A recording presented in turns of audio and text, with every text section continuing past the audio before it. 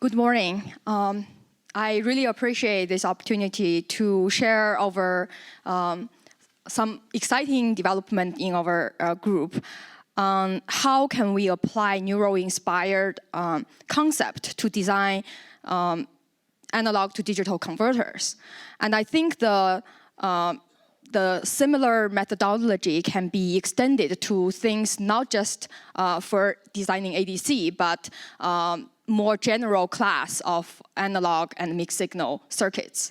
So I think this may be a little different from our previous talks that focus more on the algorithm level or the biological lessons. So my talk is mainly on how can we design hardware.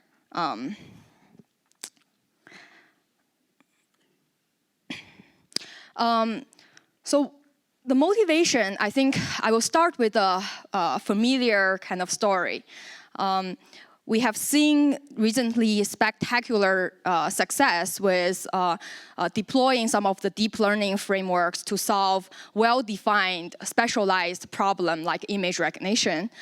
But on the other hand, I'm sure in the audience, you are all expert in this area, that we are still far, far away from what brain can achieve in terms of energy efficiency, of being able to generalize. So there's still lots of mysteries to solve there. My work is kind of looking at another aspect of this problem. So I think there's a missing link when we think about, both the deep learning framework and brain model. We'll see that the biology or brain uses homogeneous units for hierarchical processing across physical and information boundary. So there's nothing that exactly resembles analog to digital conversion that's happening in our brain. Which suggests that the homogeneous component, like a neuron, should be able to accomplish this task of transform physical raw signal data to information with no problem. Therefore, I think it also speaks to this: how can we cross the analog to digital boundary in a similar manner? And that's kind of where the inspiration comes from. So I would also argue that there could be profound impact coming out of this kind of work. So if we look at application in Internet of Things, there we usually want to deploy very cheap, large number of sensors to monitor certain signal or events, but under very, very stringent power budget.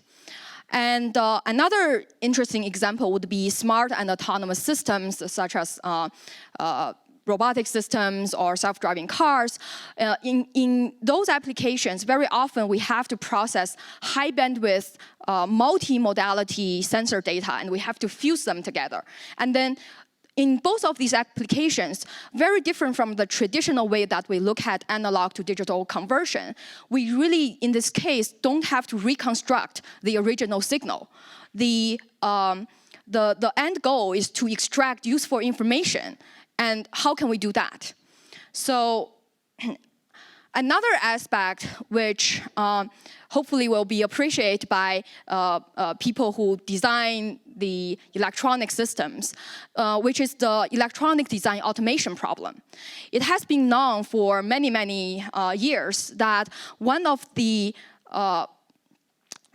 long-lasting challenge is how can we automate the design process for analog and mixed signal design. So they're still not being solved. So I think analog to digital converter, or ADC, offers a very good example of how we can do that.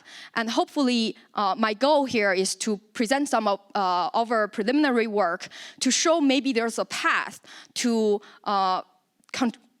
use the neural network framework and contribute to the fundamental hard challenges in electronic design automation. And our solution, or what we propose, is what we call new ADC. It's a new paradigm where we want to unify the design and optimization together, and then come up with a general principle and methodology for a universal interface between analog to digital, or more generally, analog to information kind of boundary crossing. So I will talk a little bit about our methodology, briefly kind of give you a sense of what is required, the design flow that's required. So how do we map an ADC to neural network? That's what we are trying to do here. So if on this slide, you can see Flash ADC, which is one of the kind of core structure that a lot of today's popular ADC architecture uses. So already, if you look closely, you can see there's some similarity between a Flash ADC and a 3-layer neural network. So from there, you basically can develop a way of mapping, in this case, a Flash ADC to a neural network. And that's exactly what we did. So the next several steps is figuring out what is the hardware fabric or hardware substrate that can realize neural network computation in mixed signal or analog domain, and then kind of propagate some of the constraint back to the neural network formulation algorithm. So that's step 2 and step 3. So once we are able to develop this kind of mapping between neural network to a hardware substrate, we want to train it to behave like an ADC. So essentially, we're kind of here using the universal approximation property of a neuron to approximate a function that's what an ideal ADC is doing. So that's step 4 and step 5, where we train the neural network to behave like an ADC, and then once it's been trained, we can instantiate the values for the in the hardware fabrics. So I'm going to use, in terms of hardware implementation, there's actually many ways to realize this.